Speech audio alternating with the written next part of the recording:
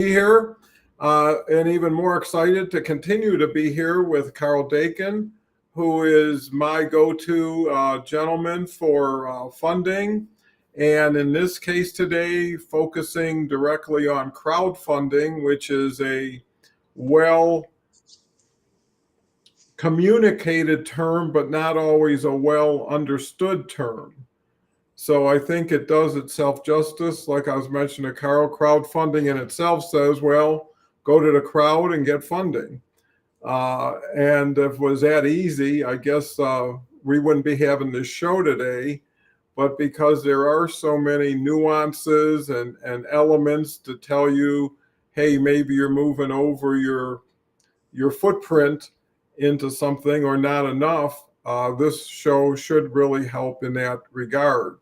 Chat's wide open. We depend on chat to give us some quality insights as well as questions, comments, thoughts that we can turn around and make more relevant takeaways for you. So feel free to leverage chat. And even if it's just to announce where you're at, why you're here, or anything else on your mind, please do. With that said, love to turn it over to Karl, and we can go into our discussion on crowdfunding, maybe a little bit of an update, and what the average person out there can appreciate about let's say, a new or a revised definition of what crowdfunding is and what crowdfunding isn't. Very good. Well, thank you, Don. I appreciate being on the show this morning, and I do appreciate the opportunity to talk about one of my favorite topics and different, one of the many approaches to raising funding for small businesses, community projects, and other things is crowdfunding. And for a lot of people have different understandings and interpretations what this is all about. So I'll try to give you a real quick framework and then kind of dive into some of the reasons why I see still it being a major change in the capital industry.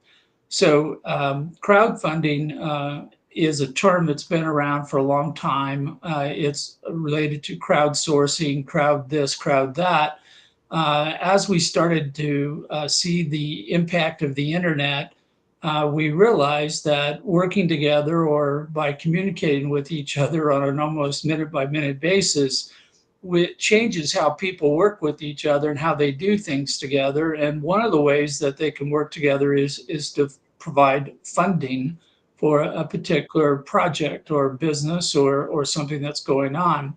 So the most common form of crowdfunding is charitable crowdfunding. When anybody makes a donation to a charity, they give away their money or something of value with the intent to do good and fill some gap in the missing parts of the local community.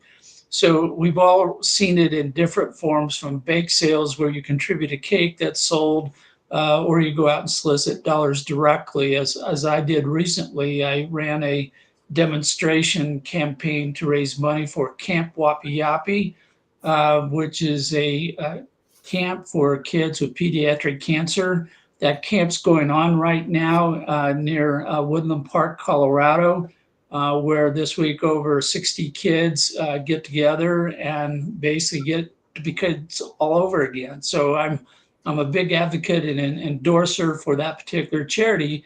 And when anyone contributes money and they do it as a group, that's a form of crowdfunding. But there's no expectation that they get anything back other than a warm heart for making a charitable contribution.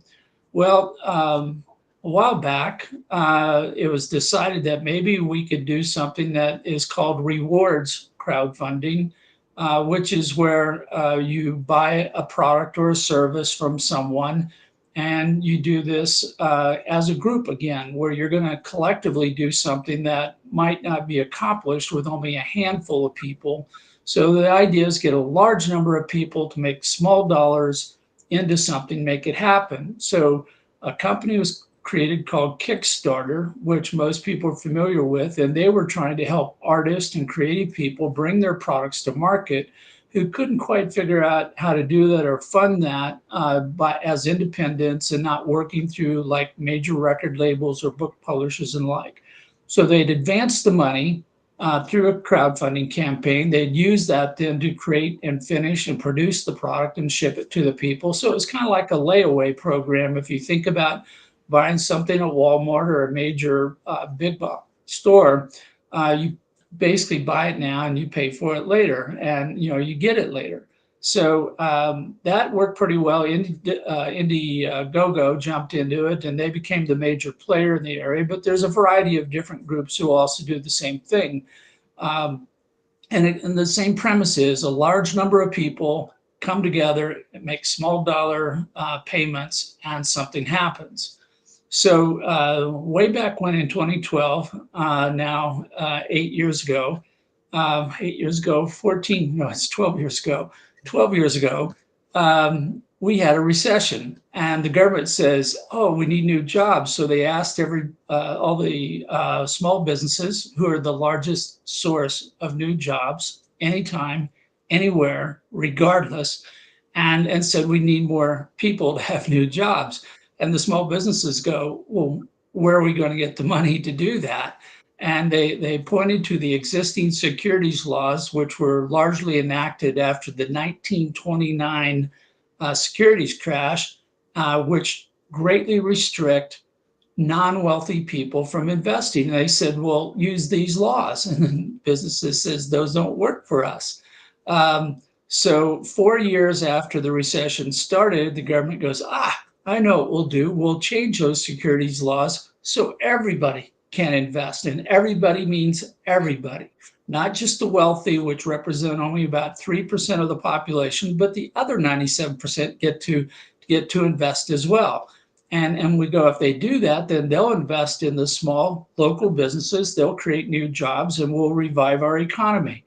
So they passed the law called the Jobs Act in 2012. They handed this to the Securities and Exchange Commission, which had no interest whatsoever in putting this law into effect. And they dragged their feet for 4 years until finally they came out with some really poor regulations in 2016. But finally, the law went into effect 8 years after the recession started. So I've always joked that they got it ready for the next recession, which is kind of where we've been occasionally over the last few years because of COVID and other things. But what this did was it changed the law so that anybody with any income can make a small dollar investment. And if they do this collectively, then that money can grow to a large enough amount that something can happen. And the idea was so Joe and Jane, everybody could invest in ABC, mom and pop, coffee shop, anybody where they regularly shop, or somebody in their local community, things like that. And to that point, everything was good, even though the law still had a lot of restrictions on use of platforms and regulations and how much money you can invest, still moved in the right direction.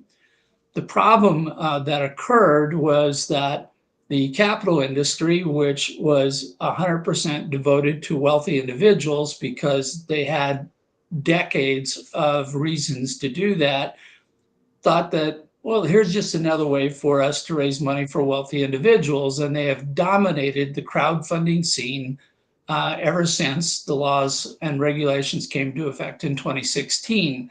So when the law was originally passed, the prediction was that 10% of the money on Wall Street would move to Main Street, the small mom and pops and so forth. And this would be over $1 trillion of potential money that would come in every year into Main Street. And over the 8 years since the regulations came into effect, only a total of $2 billion have been invested through regulation crowdfunding. So it's a great disappointment. It's great frustration to me. And it's still a frustration to all the small businesses who still need capital to raise money. And so the potential hasn't been met. And there's so many reasons why that I have published regularly on this, but I kind of wrote a manifesto back in December where I said, you guys are looking at it wrong, doing it wrong, and then wondering why we're not getting the results we want. I have continued to work with people within the industry. I was in Chicago a couple of weeks ago speaking on ways I think will put this into a practical reality, which is to match small businesses with their customers, existing and prospective customers, and create packages that make more sense for the John and Jane average person to come in, not to invest out of this pocket of discretionary money that they don't have, their savings account. They want to do it out of their household budget. So we have to make them consumer oriented, consumer focused investment packages. And that's what I've been doing and teaching. I published this in my instant funding newsletter. I've actually got an educational program for small businesses. They can download it for free. And this walks them through the process that I've used with some of my clients to say, hey, put the stock, the equity, the get rich overnight, get rich forever type of thing to the side. Think about the products that your customers may buy. Think about discounts you can give to them out of your profit margin, and then add a little stock or equity or revenue share to a package, which now is very attractive because it's giving that consumer-oriented bargain to the person who invests. At the same time, they get ownership in the company, so they have a long-term relationship with the business, not an in and out, one and done type of transactional relationship. And the net of this is that now you can be very efficient as a business. You can go out to raise money from your customers. You don't have to go to one group who are investors and get money, then go use that money to try to get customers. You do it all at the same time. So this is kind of the basics of raising funding, and I can go in a dozen different directions, but the key here is that small businesses can be more efficient. They can be more successful in raising funding by primarily focusing on their customers or other people who are stakeholders in that business, instead of going to wealthy individuals who have lots of other options, which options typically are going to pay higher rates of return than what they would get investing in 80% of the small businesses out there. You can still make money. Devin Thorpe with Super Crowd, who hosted the event a couple of weeks ago, he teaches people how to invest regularly, like a monthly savings account, into small businesses and get a rate of return that's comparable to what they might earn investing in Wall Street stocks, particularly after you take out all the commissions to everybody who charges you fees, either in the mutual funds or in the transactional accounts. So that's my short summary of where I'm at. But let me, ask some more questions, about what you need to understand or things that are confusing, and I'll do the best I can to Well, try to yeah, I answer think those. that was very illuminating and actually did create some new questions, or at least awareness. And it appears crowdfunding has an element of cause to it, or a relationship to the individual personally or emotionally, that wants to support that business, hopefully to make a profit or a benefit from their investment, but also to do good and be aligned with different causes or funding initiatives that they can, kind of root on. And it seems like the amount of money most people invest, if it is more of a personal discretionary fund, isn't going to be make or break money in most cases. So there is some maybe room for doing good, being part of something, may not be getting the optimum return, but is not as impersonalized as buying a stock of Microsoft and getting lost in the crowd. It appears that most people, like anything else, when they don't know much about it, tend to not flock to it because of misconceptions or the inability to fully understand, because some people either probably look at it as a giveaway, like, hey, I'll throw 25 bucks into this new ketchup company from a buddy of mine, and I don't even think anything will happen, but at least I put something in, back the guy up. And I think there's something to not only crowdfunding for raising capital, but developing a crowd around your product or your brand that will continue to amplify your reach just through, if you had 500 people putting in $50, you've got 500 people there who have a reason to see the investment get better, and also to share the investment that they made with others, not to solicit investment, but just to build awareness. And naturally, that would soften the market for crowdfunding if more people participated. Naturally, if more people came out with a positive result, that would even encourage more people. And I think there's something to collaboration, to collective activity. And I'm sure there's a benefit of receiving feedback from investors based on their use of product, their testimonials, the company, the management, whatever it is that somebody really got attracted to. And I guess that kind of reverses back to maybe that's something someone should do in their communication strategy, is offer reasons why it's a good investment for more than just the financial reasons. And I think there has to be an element of fun. I really enjoy what you're saying about a rewards program, because I know in some funding opportunities, you'd get a t-shirt or something from the company, right? Or you get a sample of the product, anything to bring you closer to home and make you feel part of something. Because I think that in a lot of cases, it's the experience, that takes place if you're with a company you really love and believe in, or people that you respect and want to show some support. So it is as much, I guess, a giving as a getting initiative of participation. And it could be just, dollars that you write a check for and you hope for the best. And it could be situations where you become a cheerleader, so I think that all kind of works together. Dennis is here. Dennis is great because he comes here almost every day and never runs out of things to say. That's kind of a rhyme, Dennis. So maybe I'm taking some of your thunder away from you today.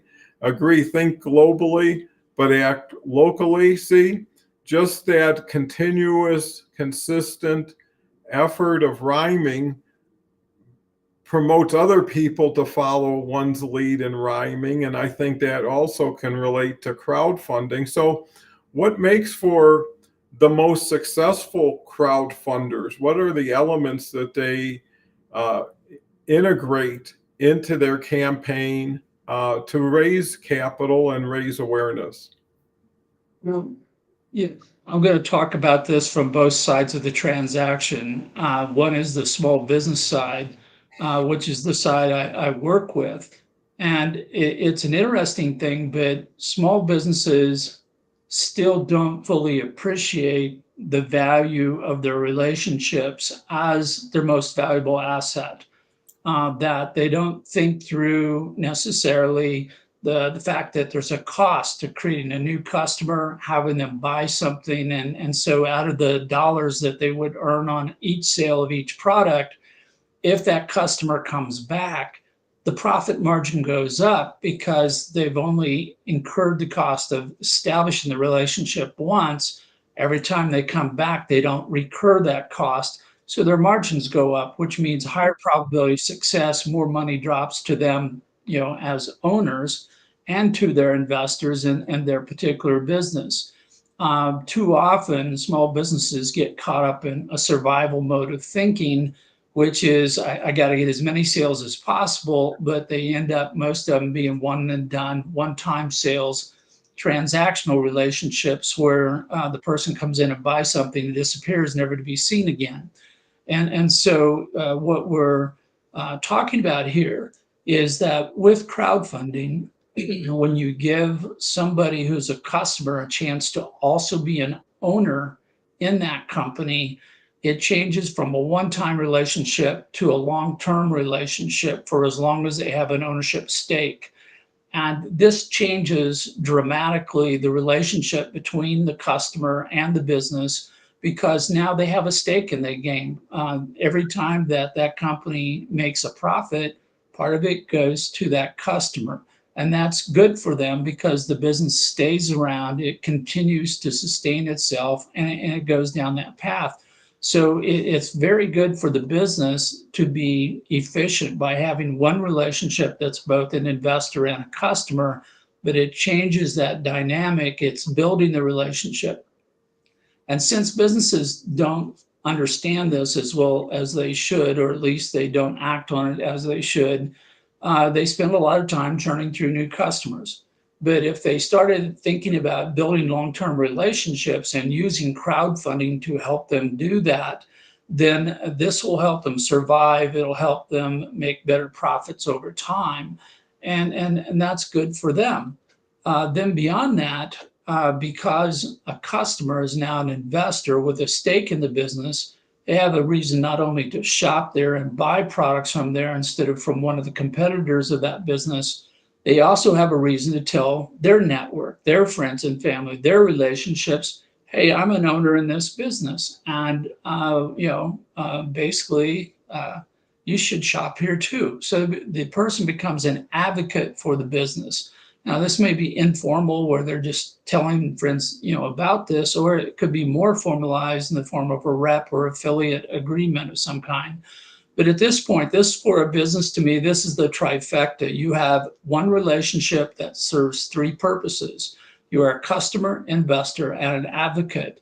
And so you're getting the most value out of a single relationship, and you've created a framework for long-term relationships, which will only continue to serve and benefit that particular business. So it makes all kinds of sense, even when a company doesn't need to raise that much money, or maybe raising funding isn't that big of a deal, to consider going out and building these relationships and strengthening them through crowdfunding in order to create this bigger fan base that can grow over time, which will support that business and going forward. So it's a big deal from the small business standpoint.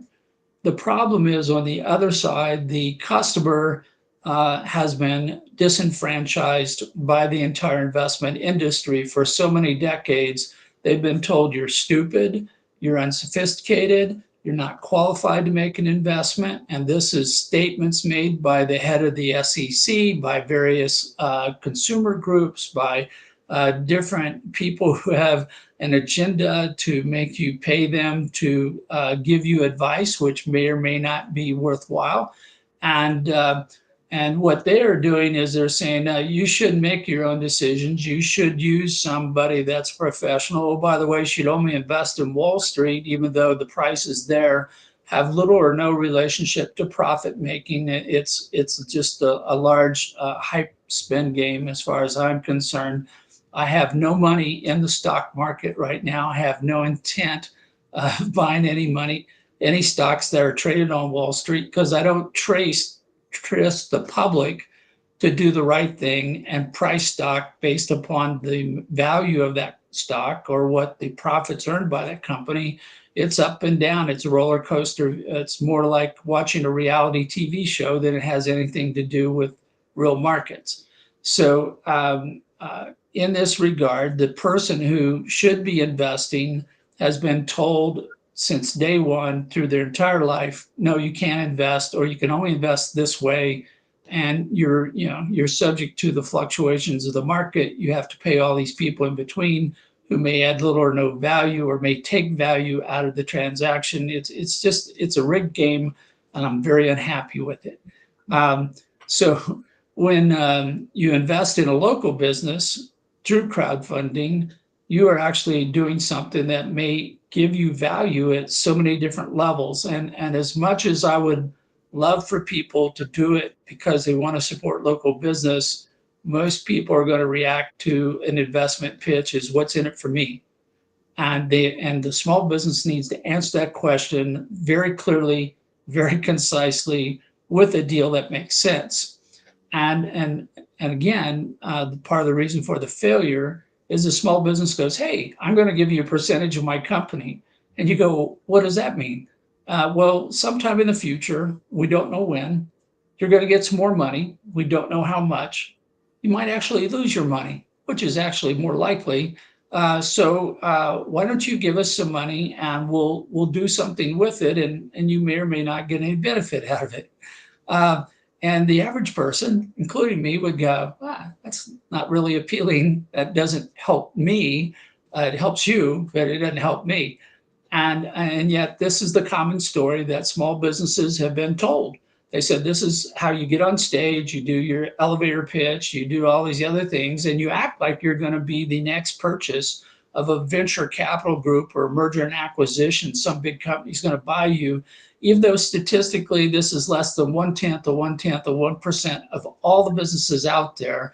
It's one in like 10,000 companies might actually qualify and generate those kinds of returns that would get them up to a point where somebody says, "Hey, we'll buy you," and maybe there'll be a good payday for everybody. The rest of the businesses just kind of work along. This is what we call the blue collar businesses, who make up the vast majority of all the businesses in the United States. And some are called mom and pops, some are called small businesses, but by and large, they don't make enough profit to be attractive to an angel investor who's looking for a high rate of return, so they're ignored. The angels won't invest in them because they can't get what they want. Angels only invest in about 2% of all the businesses they look at, and the other 98% have to go home or find other sources of capital. So crowdfunding changes that. Now they can go to their customers and go, "Hey, I can give you something," but if they just pitch getting wealthy, they're wrong. It won't work. It's not appealing. It's not going to meet the requirement of the self-interest of that person. But if you treat them as a consumer, not as an investor, and not asking for them to be an impact investor, I'm all in favor of impact investing, but that's something that's harder to do because it's lower down on the self-interest scale than my household budget. But if I go to a customer and say, "Hey, give me some money and I'll give you some free product," they go, I get that. Well, I'll also give you some discounts that could be worth a lot of money if you exercise all the discounts over time. I understand that. I buy stuff all the time. At sooner or later, I'm looking at this deal. I'm going, well, this could be good. I could get my money, part of it, back almost immediately. I'm in control, immediate gratification. I get value. I get some discounts. If I buy enough over time, I get all my money back, maybe more than my money back. And I'm thinking, well, I'm a smart consumer. This is good for me. I should do this. Oh, by the way, we're going to give you some stock or some revenue share in our company. Well, what does that mean? Well, it means if we succeed, you're going to get your money back. Plus, you get to keep all the product. Plus, you get to keep all the discounts. So I have 3 ways of getting my money back out of this deal. And I'm starting to think I'm an ultra super consumer because I found the best deal, the best possible thing out of something I was going to buy anyway. So this is in my household budget. It's not out of my savings budget. It's not in the college savings program budget, my retirement budget. This is out of my household budget. And so if you frame it as a hybrid between a rewards campaign like we used to see in Indiegogo, Kickstarter, with an investment where there's some potential long-term payback, then we've got the best of all worlds, and the average person can understand it. They can see the value, and in their own self-interest, they're going, this is good for me. I'll make this decision, and I will invest in this local business. Now, when they do that, they become impact investors, whether they intended to or not, because by helping a local business, it has all these economic impacts in the community. Those businesses pay taxes. They buy materials and supplies, services from local other businesses. They support local charities. They participate in local government. All these things occur when a small business is succeeding and thriving. And the person who invested in that business gets these all as kind of freebies over the top. So This is one more reason in their self-interest, but most people don't understand that. So this is where we've lost the conversation so far, is people talk about doing impact, but they act like it's a charitable act instead of an act of self-interest, because it is in their self-interest to keep small businesses out there churning forward, providing products and services, creating jobs, paying taxes, all those good things. Yeah, I think that covers a lot of ground, but also fills in a lot of blanks or gaps in knowledge. And I've got a couple questions, but before I bring those up, let me go back to Dennis. Agree, invest in testimonials and you'll pass the test helping others. So valid. Harvey's here, and if Harvey is here, it's a good day.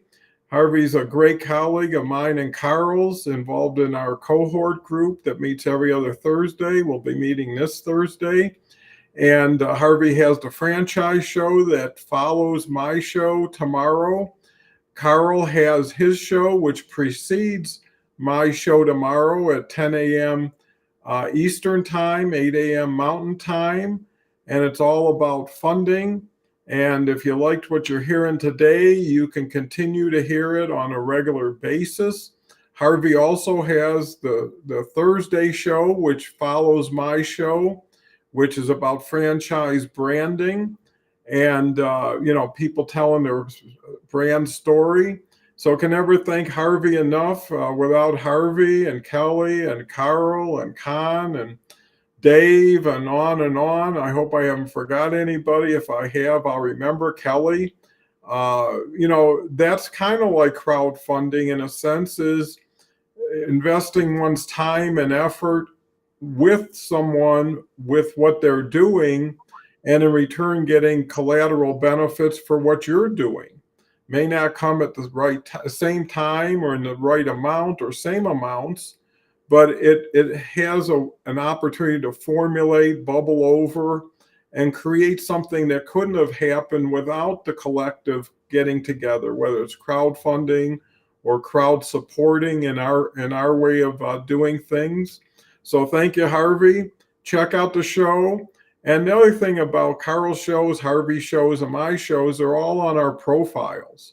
Every show we've ever done, you can go to Karl's profile, Harvey's profile, my profile, and on, and look at the subject matters of every show, and while you got your appetite kind of, aroused, why not dive in and find other shows that may be a little bit more individualized to where you're thinking and what you're doing.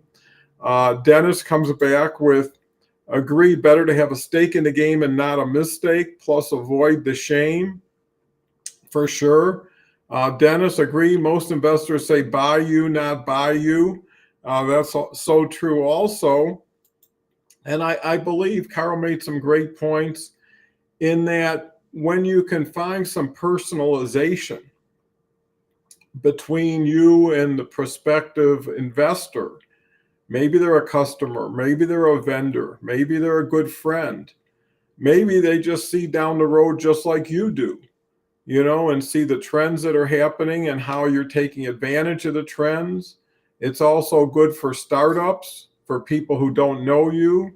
It's also good for turnarounds, people who used to know you but don't know you now, right? They remember the old style or the old form that you used to have. And now maybe you've created a whole new dynamic, brought in new people, added locations, changed products, adjusted pricing, because you want to come out with the latest, greatest, best, real representation of who you are, what you do, why you do it. Question that comes to mind is, how do you get more visibility? So if you're engineering and spearheading a crowdfunding project, can you put it in every advertisement? Can you send it out to every email customer that you have? How would you look at that? Or is that over promotion or promotion that's not very well appreciated? Promoting a crowdfunding campaign is like other forms of fundraising. There will be certain people who are more likely to invest in you than other people. And because time is short and you don't have all the resources in the world, you want to focus your efforts on those who are most likely to invest. And once you determine who those people are, which may be a stakeholder, maybe a vendor supplier, it may be a reseller, it may be people in your community, then you want to tailor your offer to those people. And then you want that message to be where they're going to see it. I call about placing the billboard on the right highway as kind of an example. So if I'm an engineering company, I would not see myself advertising in People magazine because that's probably not where they're going to find anybody who's in their stakeholder group, or the return on that investment into that messaging is so low that it's not where they should be spending their dollars. So classically, everybody has a variety of communication channels where they get their information. If you know who you're going to pitch to, who's going to be your target investor, you determine what those communication channels are. Maybe they're on LinkedIn every day, like I am several times a day. Then it would make sense to put a message out in LinkedIn if you consider me to be a good investor candidate. I get about 24 different newsletters on different industrial topics, from greenhouses to mining to different things. And if I'm reading the advertisements in those, then I would want to buy an ad there and say, hey, look at me. Or better yet, I would talk to the editor, get a feature story about what I'm doing that benefits that industry, so people actually will read the story instead of skipping over the advertisements. So you get into a fairly refined but targeted messaging based upon who you're going to talk to and where they go to get their common information. It isn't asking somebody to go someplace new and say, oh, by the way, you can read my story in People magazine. And you go, I never read People magazine. And so that's not, I'm not going to do that. And that would be a poor use of money spent in promoting a campaign. If you have customers and you've built a relationship with them, you should be communicating with them outside of the checkout counter. But the checkout counter can work. You can have little point of sale displays that says, hey, if you're one of our investors, we have a special this week. Or you send out a newsletter to them, so you're communicating them on a regular basis on both the level as a consumer, but also as an investor owner in your company. Look what we did this week. We sponsored the local sports team. That's a benefit that you're getting that doesn't put money in your pocket, but it's helping your community. So you're telling that story. And I was just telling people last week, thank you for everybody who donated to my small fundraising campaign for Camp Wapi Yapi. And I sent out pictures of kids in camp enjoying life who have suffered through pediatric cancer. And sharing that story is part of this communication. And I did that on LinkedIn, Facebook, and Twitter, because those are the three most popular channels of the people who donated money that I wanted to get the story back to them. But I'm also sending them a personal email. And I was just collecting enough pictures from camp this week so that I could tell a good story.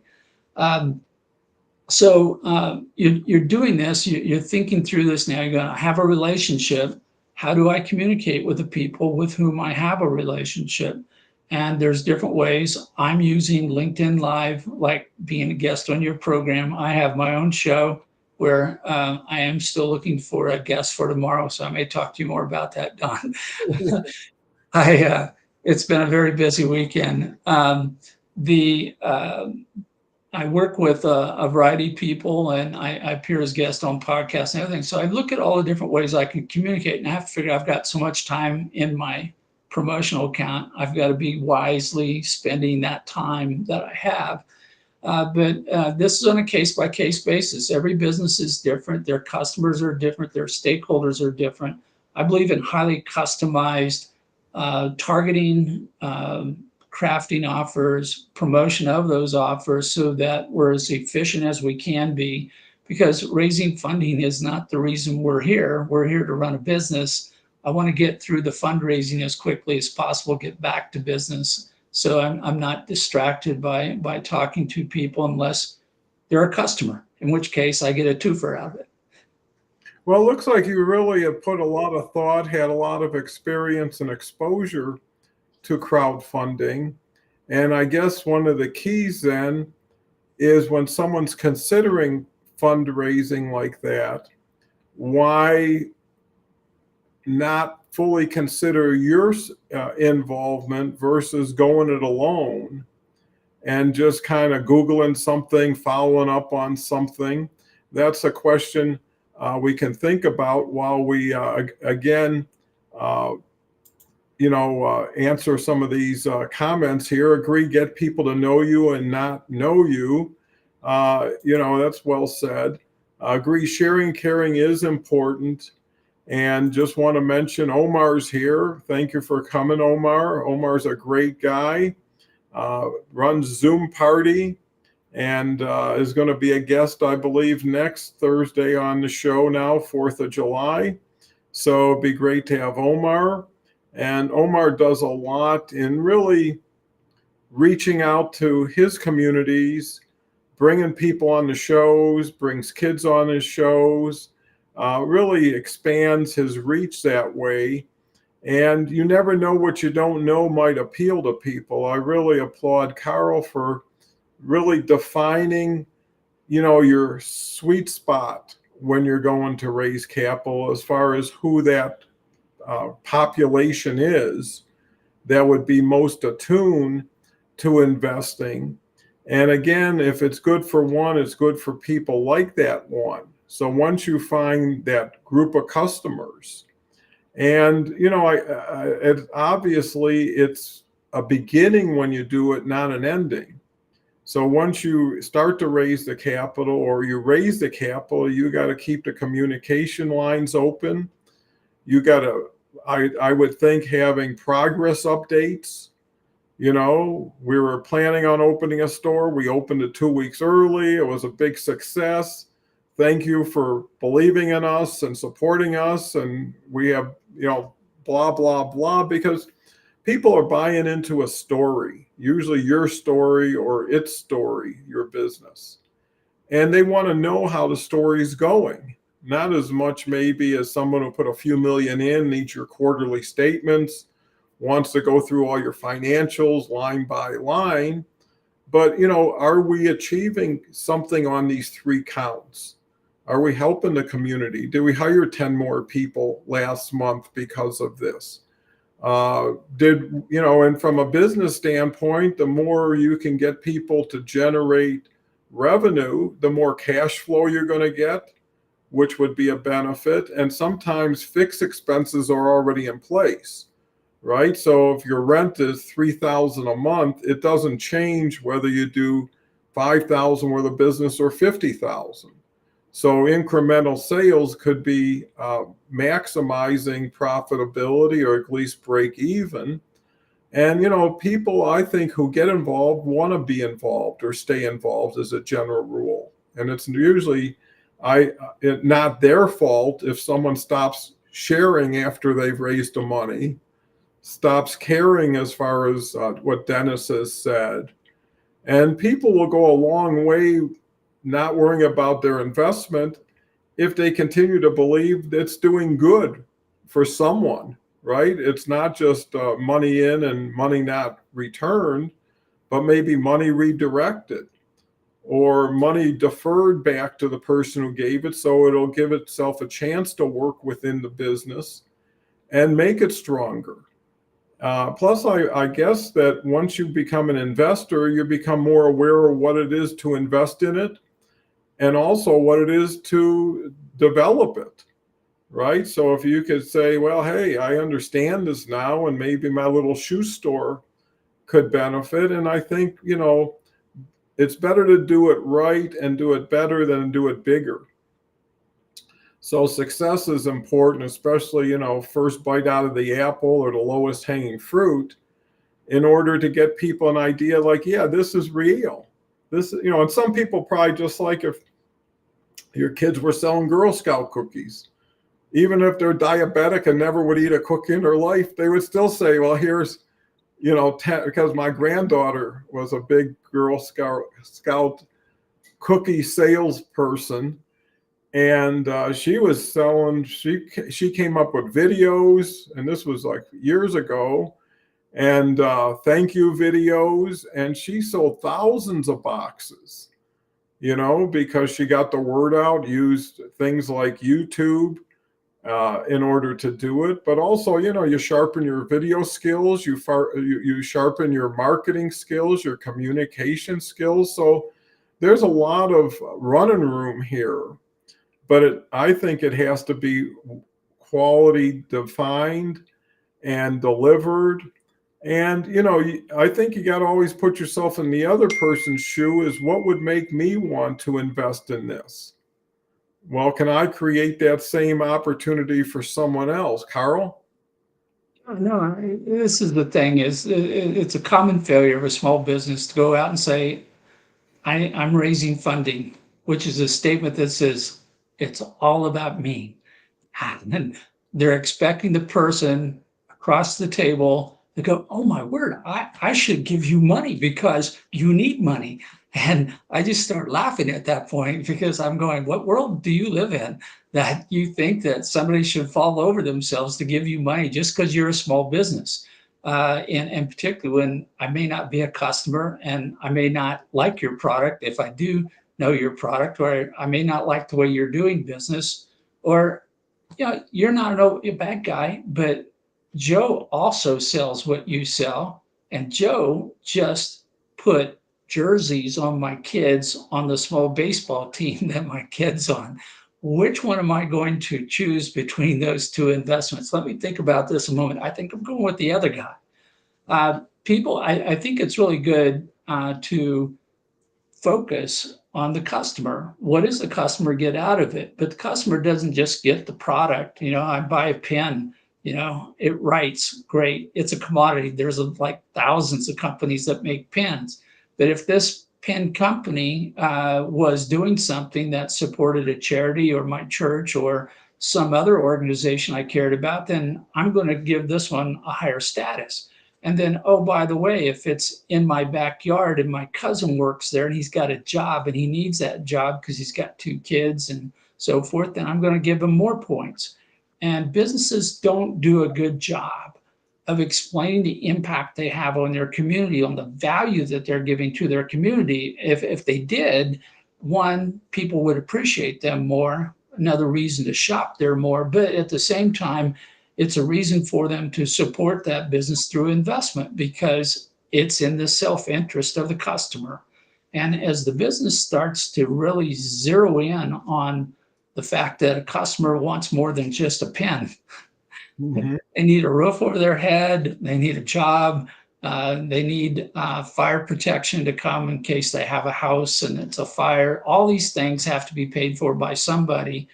And understanding how everybody fits into the world and how a particular business contributes to all those things happening, it just makes a reason for you to understand and appreciate that business. And if you again focus on the needs of the customer, then that customer says, yes, I understand and I will buy here. But yeah, I will buy here more often if I'm an investor because it's in my self-interest.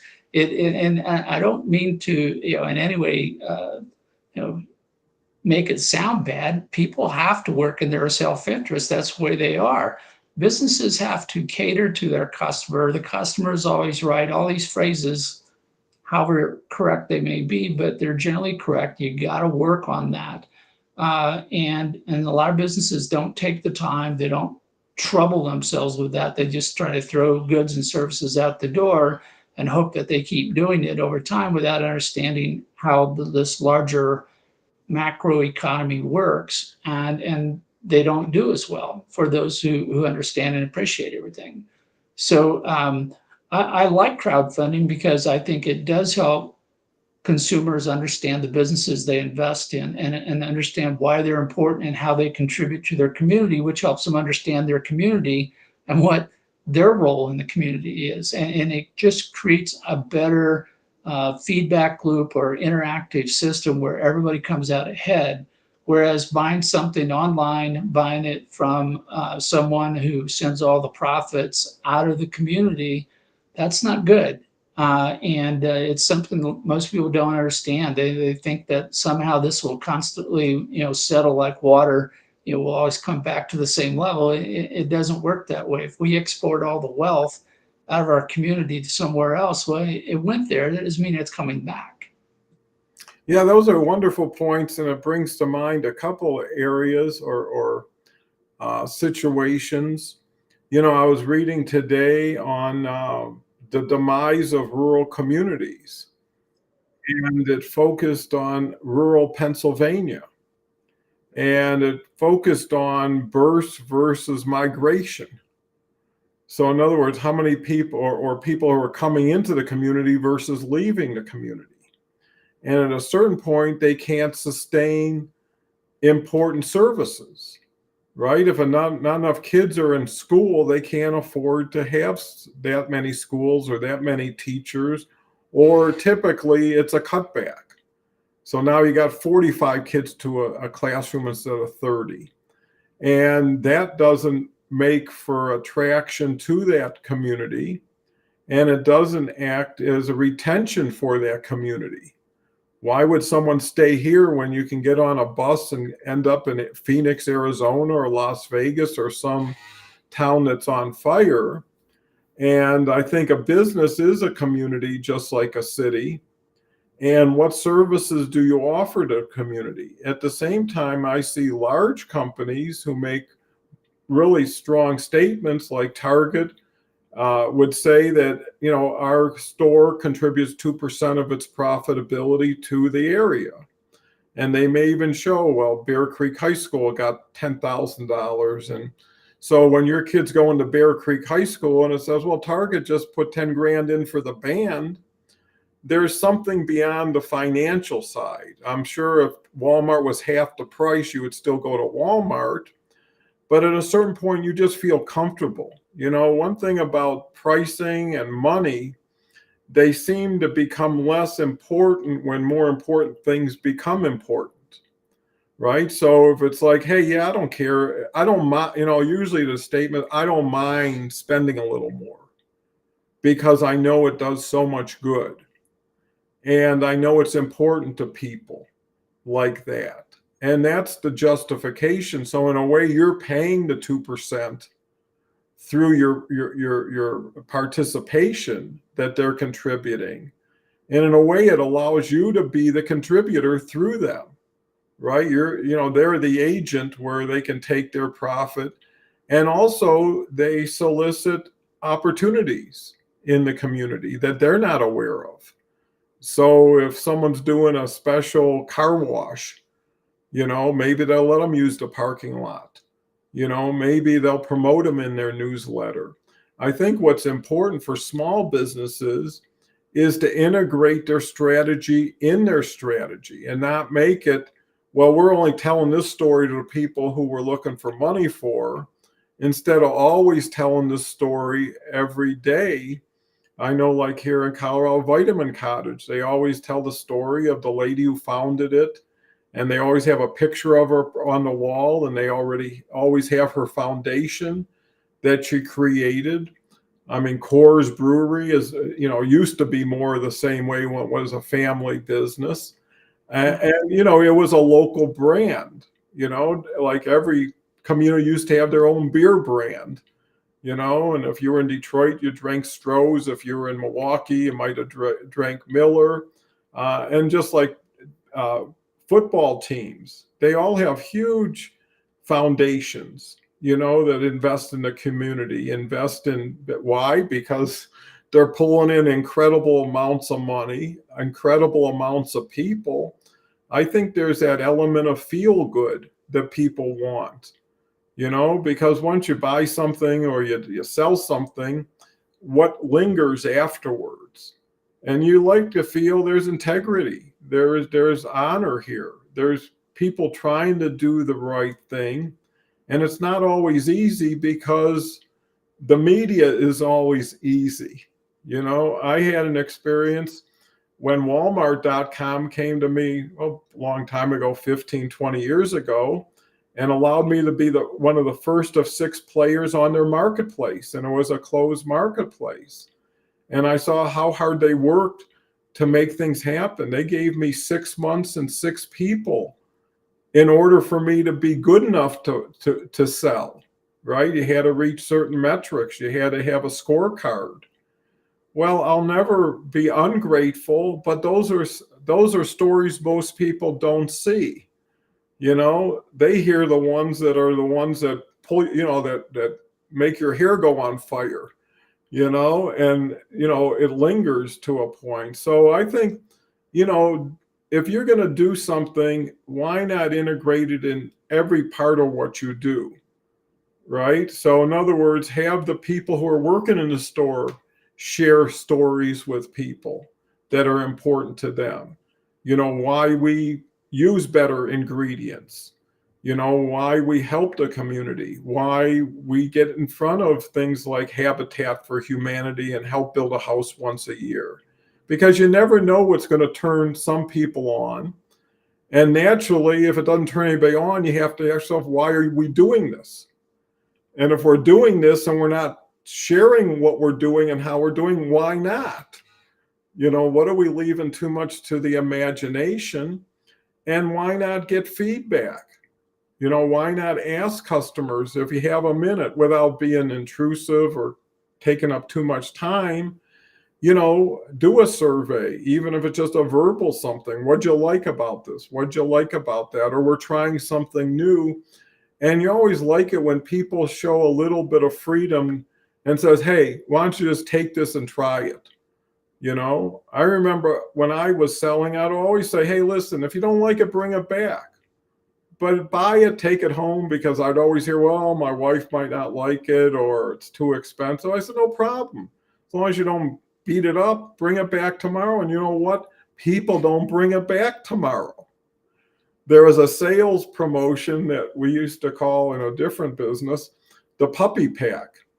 And why was it called the puppy pack? Because it was named after going to somebody's house who has a couple young kids on a Friday night and saying, hey, could you take care of this new puppy until Monday, right? After 3 days in that house, that puppy is not going anywhere. But if you said, hey, can you take this puppy for life? I can't handle it anymore. It'd be like, geez, that's a long commitment, and who knows if the puppy's going to work out. So, sometimes you got to do what other people won't do, but know by giving them that first opening, just like I bought a pair of shoes. I always bought shoes from this place and they didn't fit. And although I don't like returning something, I knew I couldn't justify keeping it was a pretty expensive pair of shoes that made my feet feel uncomfortable. And, what I learned is customer service can be your best sales tool, because that's when people test your promise. And as soon as I went to online, I hit this boom. I had a QR code. I had a return label. They made it easy as pie, almost automatically credited me. And I'm thinking, if they would have gave me any difficulty, if they would have made this challenging for me, my whole experience and relationship and goodwill would have evaporated. And, at a certain point, you have to look at relativity or condition. Like if someone in my business bought like lots of stuff, it was like, I don't even care what the story is. Take it back, give them their money. They're a big customer. They're spending $50,000 a year. If they got $100 issue, it's not an issue. A lot of times we would just say destroy and field, which means keep it, because to return a $10 item and cost us $10 freight and then unpack it and inspect it and then offer a credit, who's fooling who? And I think that's where a lot of people make the mistake, is they take the exception instead of the majority view. If it's going to happen 1 in 100, it's not worth creating a policy around that would threaten the 99% to say, maybe I should think twice about it. So I think that's where engaging somebody like Karl would be important, because there are so many nuances. There's so many elements that you don't really consider. You don't really put the puzzle together the right way. And a lot of times you may be able to find out, I'm not ready yet.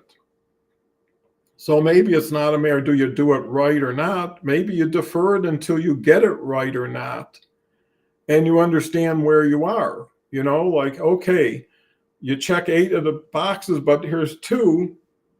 You might get by, but do we want to just get by? Why not cover the bases? And, that's another goodwill offer. I know a lot of people cherry pick other people for advice with no intention of ever buying. But you are grateful when you do get it. And maybe with the new advice and the new relationship and communication, you find this is a person I really want to do business with that I might not have thought of if I didn't have this interaction. And I know, like, Beverly offers 15 minutes of free calls to anybody. And then I started doing that because I've got 15 minutes for anybody who has an interest in talking about something that's relevant, because you never know what I could learn or who I could meet through that person. So this hour has gone very fast. I'd be happy to come on Karl's show tomorrow. So if you want to come back and see Karl's show with me, it'll be at 10 a.m. Eastern time. And then you can follow that up with my show, which will be with Beverly Glazer and Lance Slayton, one of the top people in caregiving. He's got a YouTube channel that I think he's gotten over 1 million views. He's just killing it on YouTube. He's got a couple care centers, but he really is a big advocate for, based on his dad getting sick and having to figure out resources and how to support him.